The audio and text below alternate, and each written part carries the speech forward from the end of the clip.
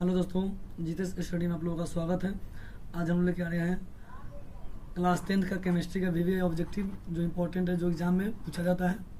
तो आज चलिए शुरू करते हैं। इम्पोर्टेंट ऑब्जेक्टिव सब है जो एग्ज़ाम के लिए इम्पोर्टेंट है। चलिए शुरू करते हैं। मेरा पहला क्वेश्चन दिया है, अम्ल और भस्म आपस में अभिक्रिया करके क्या बनाते हैं। यानी अम्ल और भस्म जो आपस में अभिक्रिया करते हैं तो वह क्या बनाते हैं। इसका ऑप्शन देखिए। ऑप्शन दिया है क्षार, लवण, प्रबल क्षार या प्रबल अम्ल। तो जब अम्ल और क्षार आपस में विक्रिया करेंगे तो यह क्या बनाएगा, लवण बनाएगा। यानी ऑप्शन नंबर क्या होगा इसका, बी हो जाएगा। चलिए अगला क्वेश्चन देखते हैं। पीएच एक ऐसी संख्या है जो किसी जलीय घोल की क्या दर्शाती है। यानी पीएच जो मान है वह किसी भी जलीय घोल की क्या दर्शाता है। तो पीएच स्केल आपको पता है, इस पे 0 से लेकर के 14 तक रहता है। अगर 7 से कम है तो वह अम्ल होगा, और 7 से ज़्यादा है तो क्षार होगा, और 7 होगा तो क्या होगा, उदासीन होगा। तो यह क्या दर्शाएगा, तो यानी अम्लीयता को भी दर्शाएगा, क्षारीयता को भी दर्शाएगा और उदासीनता को भी दर्शाएगा। तो देखते हैं इसका क्या दिया है आंसर। अम्लीयता, क्षारीयता दोनों, या इनमें से कोई नहीं। तो यह दोनों को दर्शाता है। तीन ऑप्शन नंबर क्या होगा आपका, ऑप्शन नंबर बी हो जाएगा, सी हो जाएगा। ऑप्शन नंबर सी होगा इसका आंसर। अगला क्वेश्चन देखिए, कौन सा पदार्थ लाल लिटमस पत्र को नीला कर देता है। यानी कौन सा ऐसा पदार्थ है जो लाल को क्या कर देगा, लाल लिटमस पत्र को नीला कर देगा। चलिए इसका ऑप्शन देखते हैं। अम्ल, क्षार, लवण या इनमें से कोई नहीं। तो इसका करेक्ट आंसर हो जाएगा आपका ऑप्शन नंबर बी होगा। यानी क्षार क्या करता है, यह लाल को क्या कर देगा, नीला कर देगा। लेकिन जब अम्ल होगा तो अम्ल क्या करेगा, नीला को क्या करेगा, लाल कर देगा। यानी इसका अपोजिट हो जाएगा। तो मेरा इसका करेक्ट आंसर होगा ऑप्शन नंबर क्या होगा, बी होगा। इसका करेक्ट आंसर बी। अगला क्वेश्चन देखिए, निम्नलिखित में कौन सी धातु अम्ल और क्षारक दोनों में अभिक्रिया करती है। यानी अम्ल से भी अभिक्रिया करेगा और क्षार से भी अभिक्रिया करेगा। ऑप्शन दिया है कॉपर, चांदी, लोहा, जिंक। यानी Cu, Ag, फेरस या जिंक। तो इसमें जो धातु अम्ल से भी और क्षार से भी जो दोनों से अभिक्रिया करता है वह जिंक है। यानी आपका ऑप्शन नंबर क्या होगा, डी होगा इसका करेक्ट आंसर। आगे चलिए, जल में घुलनशील भस्म क्या कहलाता है। जो जल में घुल जाता है वह भस्म क्या कहलाएगा। ऑप्शन देखिए, दिया है क्षार, क्षारक, क्षरण या संक्षारण। तो जब जल में भस्म घुल जाएगा तो वह क्या कहलाएगा, संक्षारण कहलाएगा। यानी ऑप्शन नंबर क्या होगा इसका, डी हो जाएगा। नहीं सॉरी, डी नहीं होगा इसका डी नहीं होगा, इसका क्षार होगा। यानी जो जल में घुलनशील भस्म क्या कहलाएगा, तो क्षार होगा। यानी ऑप्शन नंबर क्या होगा, ए हो जाएगा करेक्ट आंसर। डी नहीं होगा इसका। अगला देखिए, नींबू के रस का पीएच मान कितना होता है। नींबू के रस का पीएच मान कितना होता है। ऑप्शन देखते हैं। तो नींबू तो पहले क्या है, एक अम्ल है, और अम्ल का पीएच मान क्या होगा, 7 से कम होगा। देखिए 10 है, ये तो क्या होगा, क्षारक होगा। 12 क्षारक होगा, 14 क्षारक होगा। लेकिन क्या होगा, अम्ल 2.2 होगा। तो इसका करेक्ट आंसर क्या होगा, ऑप्शन नंबर बी हो जाएगा। अगला क्वेश्चन देखिए, समस्थानिकों के परमाणु भार भिन्न भिन्न होते हैं लेकिन परमाणु संख्या क्या होते हैं। इन जो समस्थानिक होंगे उसका परमाणु भार क्या होगा, अलग होगा, लेकिन जो परमाणु संख्या वो क्या होगा। ऑप्शन देखिए दिया है, समान, भिन्न, दोनों या इनमें से कोई नहीं। तो इसका परमाणु संख्या जो होगा वह क्या होगा, समान होगा। यानी ऑप्शन नंबर ए होगा इसका करेक्ट आंसर। शुष्क बुझा हुआ चूना पर क्लोरीन गैस क्रिया से कौन सी पदार्थ है। शुष्क बुझा हुआ चूना पर जब क्लोरीन गैस प्रवाहित करेंगे तो क्या बनेगा। ऑप्शन देखिए, विरंजक चूर्ण, कैल्शियम क्लोराइड, हाइड्रोक्लोरिक अम्ल या जल। तो जो शुष्क बुझा हुआ जब क्लोरीन गैस छोड़ते हैं तो विरंजक चूर्ण का क्या होता है, निर्माण होता है। ऑप्शन नंबर क्या होगा, सी होगा। इसका सूत्र होता है CaO2Cl होता है विरंजक चूर्ण का रासायनिक सूत्र। अगला वो चलिए देखिए, दांत को साफ करने के लिए दंतमंजन प्राय होते हैं। जब हम लोग का दांत में कीड़ा लग जाता है तो उसको साफ करने के जो दंतमंजन होते हैं वह क्या होते हैं? ऑप्शन देखिए, क्षारीय होते हैं, अम्लीय होते हैं, लवण युक्त होते हैं, या इनमें से कोई नहीं।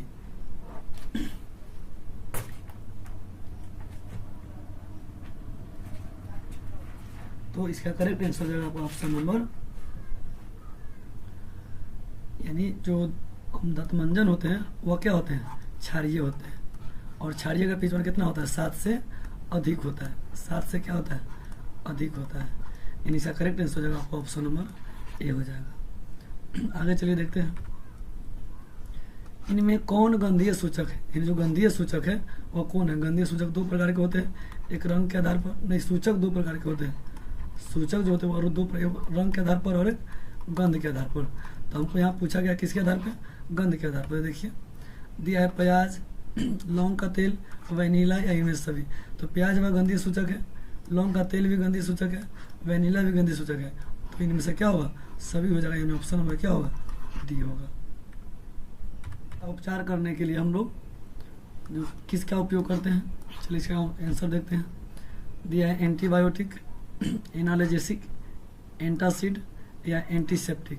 तो जो अपच के उपचार के लिए जिसका उपयोग करते हैं वह क्या है? एंटासिड है, एंटासिड, यानी ऑप्शन नंबर क्या होगा? सी हो जाएगा।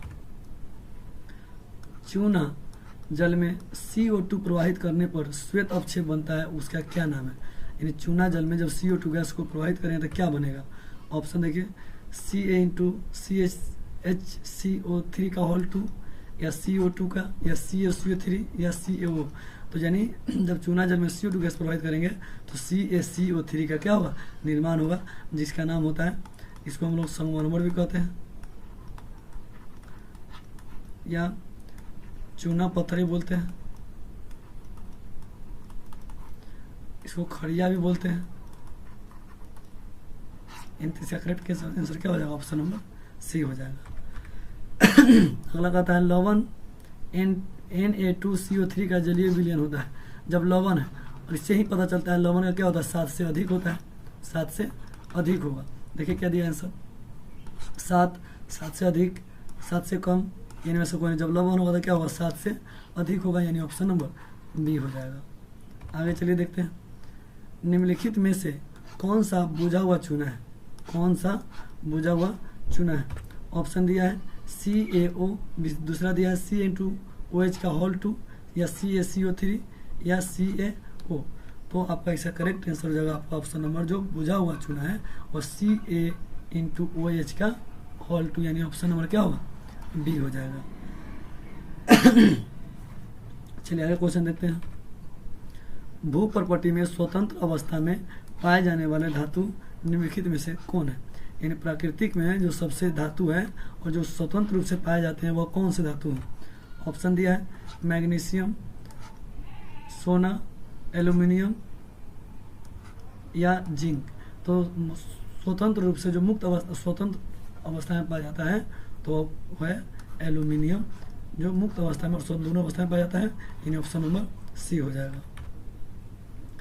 एल्यूमिनियम पर मोटी ऑक्साइड की परत बनने की प्रक्रिया क्या कहलाती है? यानी एल्यूमिनियम पर जो मोटी ऑक्साइड बनती है, उसकी परत बनती है, प्रक्रिया क्या कहलाती है?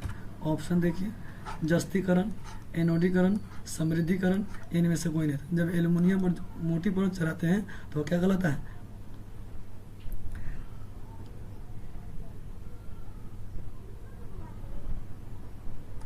एनोडीकरण कहलाता है, यानी ऑप्शन नंबर क्या होगा?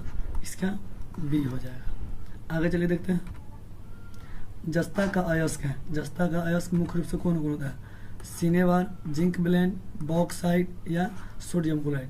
सिनेवार इतना पारा, यानी पारा का, जिंक ब्लेंड यानी या क्या है? जिंक का होगा, यानी ऑप्शन नंबर क्या होगा? बी हो जाएगा इसका करेक्ट आंसर। आगे चलिए देखते हैं,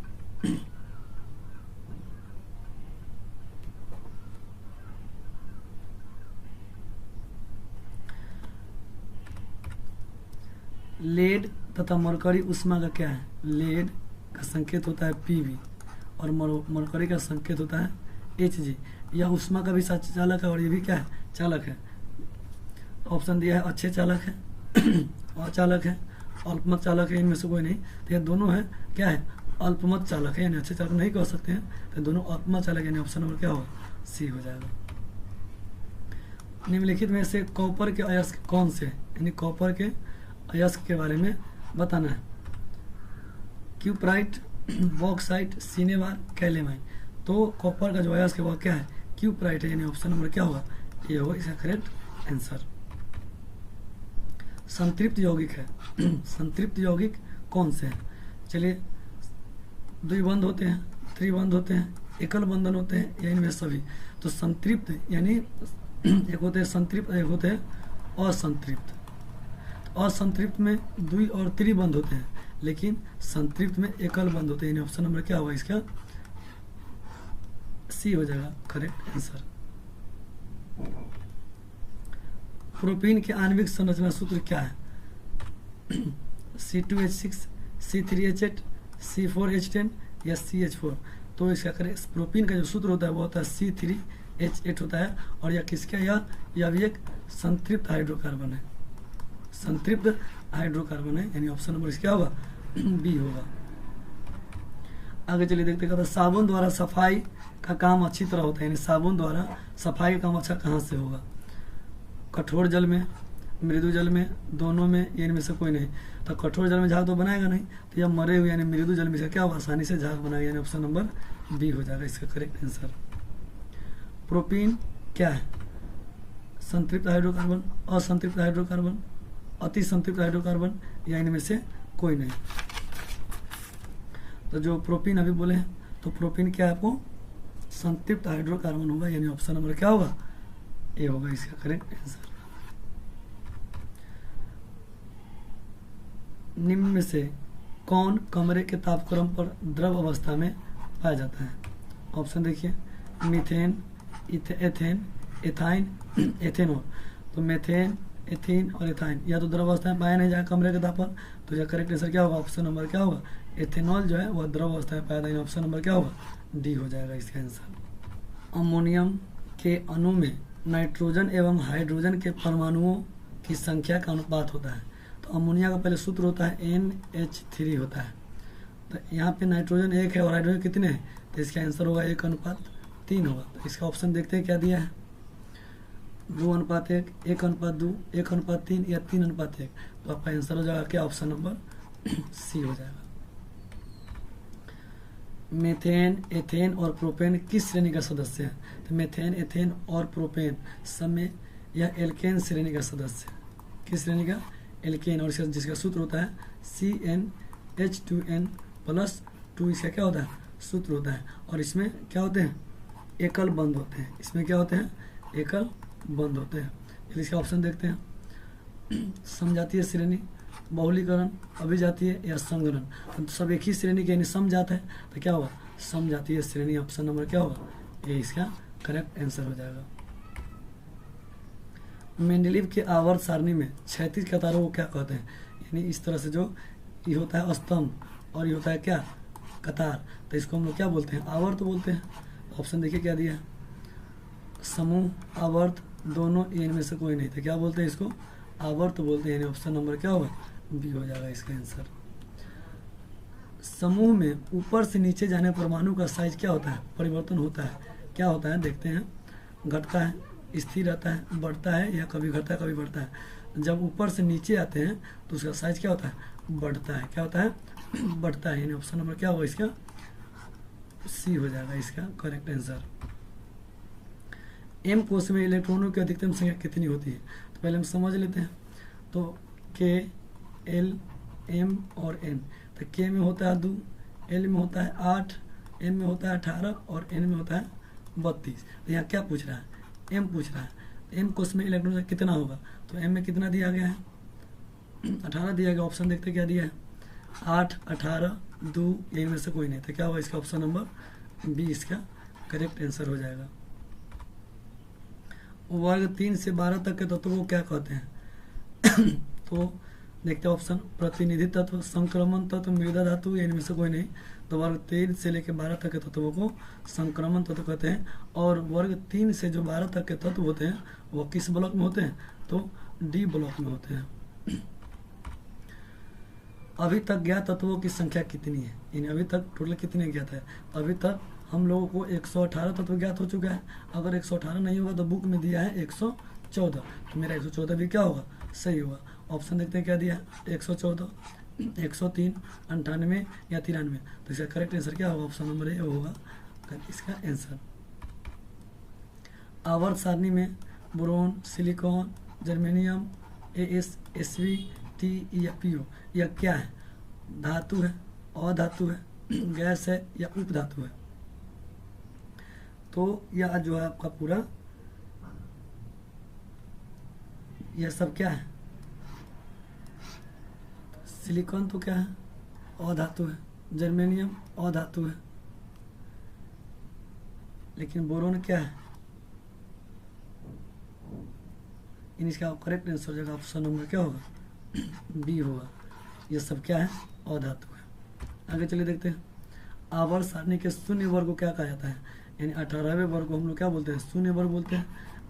चलिए देखते हैं इसका आंसर, HeCO2 या Cl2।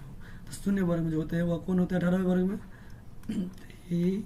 नी और कर, जीरो पर रोनॉन, यानी helium, neon, argon, krypton, xenon और रेडॉन। तो इसमें से जो होगा वह शून्य वर्ग क्या होगा, सदस्य होगा। तो इसमें से क्या दिया गया है, हीलियम दिया गया है, यानी ऑप्शन नंबर क्या होगा इसका, बी होगा इसका करेक्ट आंसर। वर्ग 13 से 18 तक के तत्वों को किस ब्लॉक में रखा गया है। तो वर्ग 13 से जो 18 तक के तत्वों को रखा गया है, यानी जो ब्लॉक है वो ब्लॉक कितने हैं, 4 ब्लॉक है। एक है एस ब्लॉक, एक है पी ब्लॉक, और एक है डी ब्लॉक, और एक है एफ ब्लॉक। चलिए देखते हैं इसका। तो एस ब्लॉक में होते हैं 1 और 2, पी ब्लॉक में होते हैं 13 से 18, और डी ब्लॉक में होते हैं 3 से 12, और यह क्या है, संक्रमण है। यह क्या है, संक्रमण है। तो इसका आंसर क्या होगा देखते हैं, D block, F block, P block, या इनमें से कोई नहीं। तो 13 से 18 क्या है, पी ब्लॉक, यानी ऑप्शन नंबर क्या होगा इसका, सी हो जाएगा करेक्ट आंसर।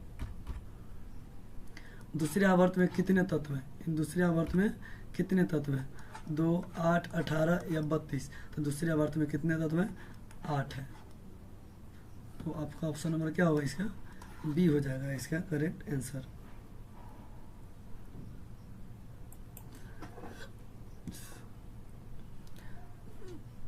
इन दूसरे आवर्त में कितने होंगे, 8 होंगे। आगे देखते हैं, मेंडलीव के आवर्त सारणी प्रथम कमी क्या दी, सबसे पहला जो कमी था वो क्या था। ऑप्शन दिया है, ऑक्सीजन को सही स्थान नहीं देना, हाइड्रोजन को उचित स्थान नहीं देना, क्लोरीन को उचित स्थान नहीं देना, या नाइट्रोजन को उचित स्थान नहीं देना। तो ये जो सबसे बड़ा कारण था वह हाइड्रोजन को उचित स्थान नहीं दिया, यानी आपका ऑप्शन नंबर क्या होगा, बी होगा इसका करेक्ट आंसर। आगे देखिए, किसी कोषों में इलेक्ट्रॉनों की अधिकतम संख्या कितनी होती है। जैसे फार्मूला होता है 2n² होता है, फार्मूला इस तरह से। चलिए देखता है n2 या 2n2 या 3n2 या 4n2। तो क्या होगा इसका ऑप्शन नंबर इसका बी हो जाएगा करेक्ट आंसर। निम्न में से कौन सी धातु तार के रूप में, देखिए यहाँ पे तार के रूप में बात किया जा रहा है, तो कौन सा है। ऑप्शन देखिए, copper, magnesium, calcium, lead. Lead शीशा का तो प्रयोग करते नहीं है, कैल्शियम का तो होता नहीं है, मैग्नीशियम का तो होता नहीं है, कॉपर का तार हम लोग यूज करते हैं, है ना, जिसको हम लोग तांबा बोलते हैं। क्या बोलते हैं, तांबा। तो इसका करेक्ट आंसर जो क्या ऑप्शन नंबर ए हो जाएगा। निम्न में से कौन सा समीकरण संतुलित है, बताना है। H2Cl2। अब यहाँ देखिए, हाइड्रोजन यहाँ 2 है, हाइड्रोजन यहाँ कितना है, 2 है, और यहाँ कितना है, क्लोरीन 2 है, लेकिन यहाँ पे हाइड्रोजन एक क्लोरीन दिया क्या है, नहीं है। यहाँ हाइड्रोजन कितना है, 2 है, क्लोरीन कितना है, 2 है, लेकिन हाइड्रोजन क्लोरीन यहाँ भी कितना है, 2 है। तो यानी क्या है, संतुलित है। तो यही आपका क्या होगा आंसर होगा, यानी ऑप्शन नंबर बी हो जाएगा। आगे कहता है, एलपीजी गैस रिसाव का पता लगाने के लिए क्या लगाते हैं। एलपीजी जो हम लोग यूज करते हैं, है ना, उसमें जो गैस को रिसाव के लिए जो कैसे गंध पता चले, उसमें क्या मिलाते हैं। ऑप्शन दिया, अमोनिया, एथिल मरकैप्टन, मीथेन, या इनमें से कोई नहीं। तो इसमें मिलाते हैं हम लोग क्या, एथिल मरकैप्टन, जो गंदगी देता है और जिससे लीकेज होता है क्या कहता है, पता चल जाता है। तो इसका ऑप्शन नंबर क्या होगा, बी हो जाएगा। चलिए, तो आप लोगों को 40 को इंपॉर्टेंट क्वेश्चन लेकर के आए, फिर इसी तरह आप लोगों को नेक्स्ट वीडियो लेकर के आएंगे। अगर चैनल पर नया तो जरूर सब्सक्राइब कर लीजिएगा और अपने दोस्तों में शेयर जरूर कर दीजिएगा। चलिए तो आज के लिए इतना ही रहने देते हैं, फिर हम लोग नेक्स्ट वीडियो में मिलेंगे। जय हिंद।